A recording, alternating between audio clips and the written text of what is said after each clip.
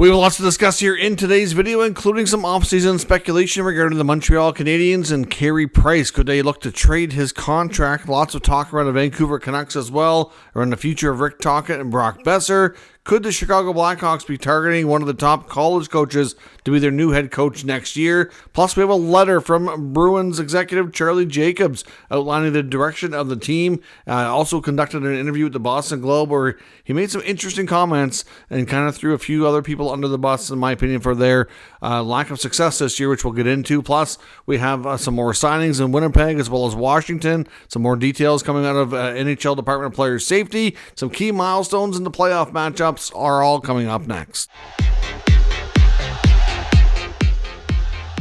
So welcome back to another video here at Top Shelf Hockey. As you can see from the intro, we have a lot to cover. So let's start first here with news from the Department of NHL Player Safety. We talked yesterday about the fact that Oilers defenseman Darnell Nurse was going to be having a hearing.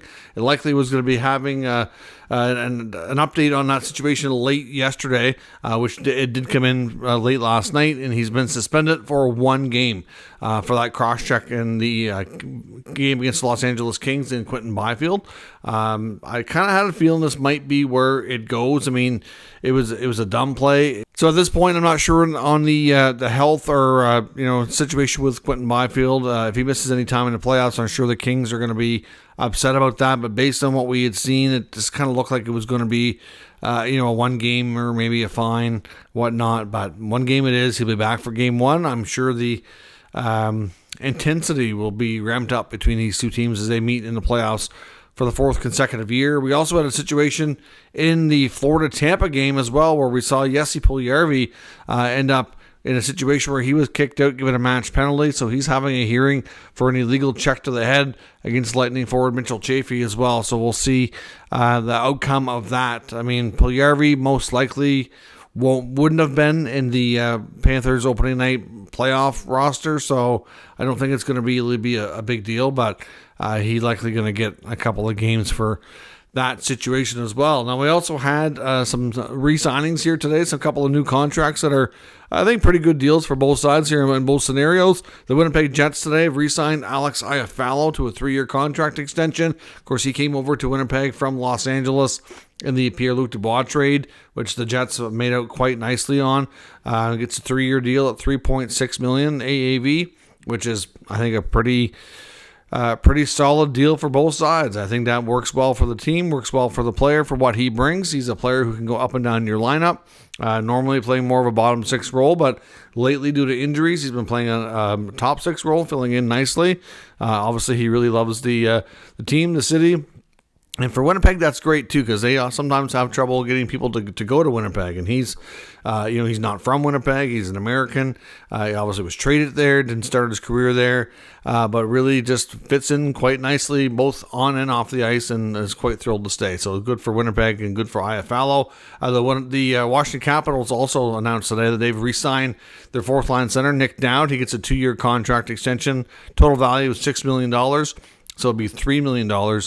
AAV. So obviously, I know the Caps put out a video with Spencer Carberry announcing this in their room today as they were doing some video work, and I know that the team was quite happy for him and made mention of him maybe being able to extend and end up retiring with the Capitals organization. So good extension on arguably the top fourth line center in the NHL. The Dallas Stars today activated Tyler Seguin from long-term injury reserve, so he will get into their final game of the regular season, which means he'll, if all goes well, be able to play in the playoffs. We also got a signing as well in New Jersey.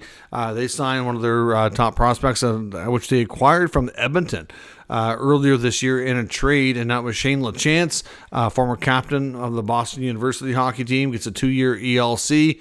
So he came over on March the 4th from the Oilers. It was pretty clear that the Oilers weren't going to be able to sign him. That's why they moved him. He's a 6'5", 220-pound defender who put up 30 points in 40 games this past year. And, of course, Shane's father, Scott Lachance, former NHL defenseman as well. The Devils today also confirmed that Dougie Hamilton is back in the lineup for tonight, so he'll get into a regular season game. We had heard that he was likely going to be available for the playoffs. Now we can pretty much confirm that as long as everything goes well on his return tonight. A couple big milestones that happened last night as the Toronto Maple Leafs locked up first place in the Atlantic Division against the Buffalo Sabres. First time recently under this current division setup that they've won the division as well, which is quite astonishing considering how long they've been having a lot of regular season success. But Mitch Marner hit the 100-point plateau. He's come really close on a few other occasions. So we haven't seen a lot of Leaf players hit that in the past. So that was a big monumental milestone for him, especially on a UFA year. And Austin Matthews scored goal number 400 as well. So both of them hitting big milestones there last night. Of course, the remaining playoffs situation is not completely settled here just yet, but it might be tonight. Well, we did get a lot of stuff settled last night, mostly in the Western Conference. However, in the East, the Columbus Blue Jackets continued to win and keep their season alive. So they will obviously have to wait and see what happens tonight in Montreal. Tonight is game 82 for the Montreal Canadiens. They have to do battle with the Carolina Hurricanes in Montreal at the Bell Center. If they get at least 1 point, they will clinch. If they do not, if they lose in regulation, then Columbus will have an opportunity tomorrow to play the New York Islanders. And if they win that game in regulation, they would surpass Montreal and take the playoff spot. So the Habs have the opportunity to control their own fate and clinch the spot again tonight. We'll see what happens. The Hurricanes are resting a number of key players, including Sebastian Aho, Jordan Staal, Seth Jarvis, Jacob Slavin, and I think a few others as well. And I think they're getting the backup goalie tonight too. So really the opportunity is right there. We're also expecting the NHL debut of Skyler Brind'Amour. Yes, that's the son of head coach Rod Brind'Amour. Should be interesting to see how he makes out this evening. And Bradley Nadeau has also been recalled. I think he only had in 1 or 2 games early in the season before being sent down to the minors. So he's had a phenomenal AHL season.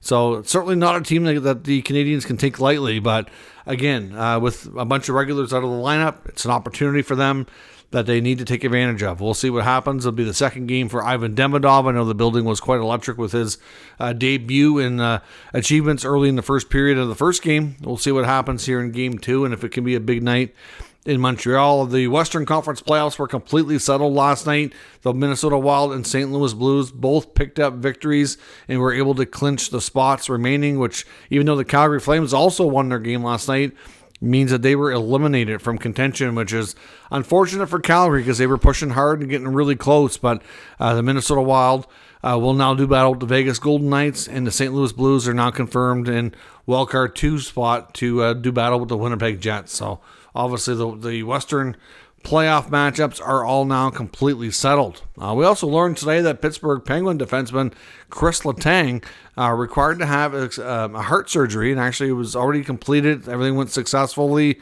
no complications or anything, but he had to have surgery to close a small hole, which he's expected a 4 to 6 week recovery. Apparently this isn't something that was an emergency or anything that just popped up. He's known about it for a while, apparently, and the team and himself and their medical people were planning for what they felt was, I guess, the right time to get it done. So he had it done now, and won't miss much of his offseason to be able to start training, getting ready for next year. Now, as I mentioned, on to some off-season stuff, but we're going to first talk about the Boston Bruins. I mean, this will the Bruins stuff will have an impact on their off-season stuff, but we know that they didn't make the playoffs, and they had a sudden fall from grace, if you will. I mean, it was only a couple of years back when they had that historic regular season. We know, and obviously, unfortunately, didn't have the playoff success to follow it up, but still, the regular seasons have been phenomenal. This year, it became apparent as the year was going on that they were taking a step back. And, well, today we were expecting something because there was a lot of speculation that somebody important within the Bruins organization was going to be resigning today, which was the rumor. And I had mentioned based on where it came from, I was like, okay, it's people that do have some connections, so we'll see what they have to say. And instead of getting a resignation today, we get a letter from Charlie Jacobs, who of course represents the Jacob family, who owns the Bruins. And the letter itself was pretty clear. It's kind of a letter to fans, kind of letting them know that even though the Bruins I'll kind of quickly summarize is that essentially just thanking them for their unwavering support, even though they didn't have the season they were hoping for. But just thanking them for sticking with them basically, and that they're putting things in place to hopefully kind of retool here and get the team back to being more competitive, like it had been. Basically, to summarize, that's what it was. Now there's also an interview that Jacobs completed with the Boston Globe. And now that had some very interesting comments and some quotes that I'll share with you here. And it kind of shows an unwavering support for Cam Neely and Don Sweeney. So we kind of, based on the letter in this interview, there's no doubt that they are returning, which we kind of suspected already. So don't look for any change within the front office this summer. There likely is going to be a new head coach, but as far as that goes, we're not quite sure who that is. But some of the quotes from Jacobs to me kind of throws Jim Montgomery, who was the former head coach there, kind of under the bus a little bit. And to some degree, kind of blames Brad Marchand for why he's not a Bruin right now, which is also, I found, very interesting. I wonder how that'll affect things. But essentially, some of the quotes were this. It says here that I feel it was, talking about the start of the season, training camp, I felt it was disorganized. There was a lack of structure. You see teams, they have systems, perhaps a fallback play, a breakout play, something. When I watched the Bruins start of the season, it was chaos. There was no organization, and I had a hard time understanding, given Monty's record, why things were the way they were. Obviously, Monty didn't have the answers. So the fact that, to describe the beginning of the season like that, saying it was disorganized, lack of structure, didn't have good systems in place, found it confusing because they thought he had a really good head coach in Montgomery. Montgomery didn't have the answers. Listen, you can far blame anything but coaching. Jim Montgomery was an excellent coach. Look at what he just did in St. Louis when he left Boston. Prime example. Like, to throw him under the bus like that, I don't think there's any need of that, and just completely uncalled for. To me, it's the roster is the problem, and the people that you just gave unwavering support for are the ones who assembled that. So I found that kind of confusing. When talking about Brad Marchand, he says that the team made it very clear that they wanted to retain him. He chose otherwise, but we made sure he knew there was a chance to stay and retire as a Bruin. Now, listening to some of the other comments made here in this article, it sounds like the team itself would be open to a reunion with Marchand at some point, but the fact of how things went with negotiations and all the stuff we had heard then, and then listening or seeing this now, I really would be shocked if Marchand wanted to go back. So to throw your captain and your former head coach, who's an excellent coach and one of the best in the NHL, under the bus like that, to me, it's just a little bit embarrassing and uncalled for. Really, I just don't think they have. I'm not sure Charlie Jacobs really has a true grasp for what was going on with that team and what they need to do. I don't understand why they get thrown under the bus and Neely and Sweeney continue to get unwavering support. As in the other part that he said is the embarking on an ambitious journey to restore glory, as he had to say. Just, I don't know, confusing, uncalled for. Let me know what you think. Obviously, we know there's going to be other changes within the Bruins roster. We talked yesterday about Korpisalo's comments. He appeared to be unhappy with playing time, which actually came from an inside source as well. Actually, it wasn't directly from him talking publicly. So, there's him. We know that there's certainly a few other players that I think could be moved, but for the most part, I think they're going to be trying to bring in some other players between free agency and trades to kind of, see if they can't retool on the fly. I think the Bruins are going to try to pull off what Washington did. It's just not going to be easy to do. Now in Vancouver, John Shannon's reporting that he's hearing that it's more and more likely that Rick Tocchet does return as the head coach, and feels there's a decent chance we could get confirmation of that sometime in the next week or so. We had heard from Elliot Friedman before that he says he doesn't think the Tocchet situation is going to take a lot of time to know one way or another what's happening. So this kind of coincides with that. It's another source that feels the Tocchet's going to return, which is probably good when it comes to Quinn Hughes. We know he really likes the head coach, and I think they need to make sure that they do right by Quinn to make sure they don't lose him too. And of course, tonight could be the final game for Brock Besser as a Canuck as they play their last regular season game.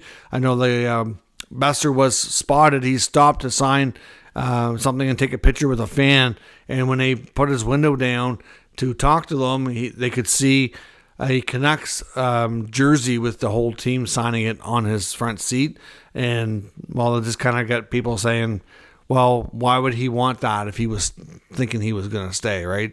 It's kind of him getting some, souvenirs, mementos of the team to take with him because he's not expected to get re-signed. We know terms an issue.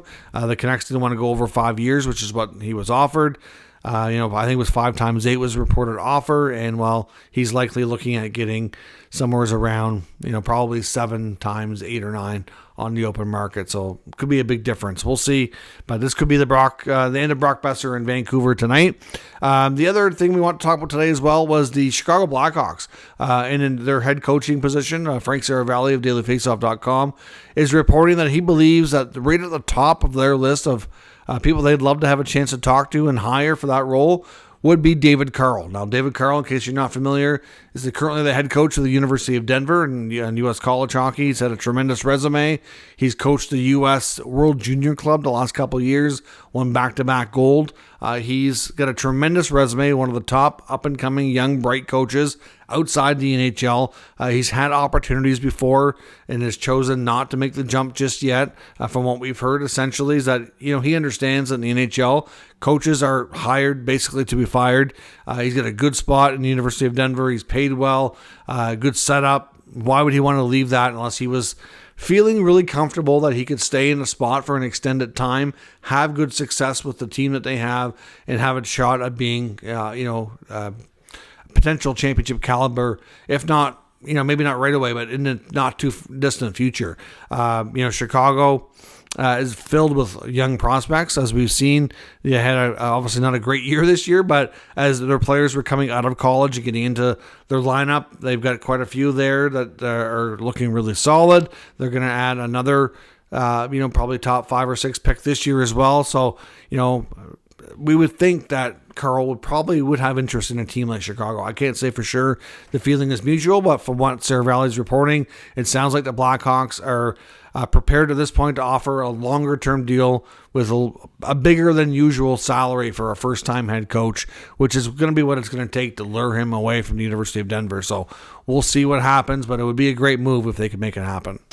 And the Montreal Canadiens, of course, we want to talk about them quickly here as well. Of course, as they try to lock up a playoff spot tonight, we'll be talking about them in the next video as well, whether they were successful or not. But some speculation that they could try to move Carey Price. Now, of course, Price is still under contract, but will not play anymore in the NHL. We know his career's been done for a period of time already, but looking ahead, I found an article that was made a good argument as to why they should trade his contract. Essentially, for next year right now, if you look at all the contracts they have, they're already projecting around just a little bit shy of $91 million. Obviously, you have to spend right to the cap, including that contract, before you can get into LTIR and go over. Now, the Canadiens could do that. I'm not saying they couldn't do it. It's just a little bit more complicated with the accounting. And the other thing, too, is if they can get rid of the LTIR, they can start accruing cap space. The Canadiens have been a team in the last few years that didn't really worry about it, especially as they were a team that wasn't expected to make the playoffs.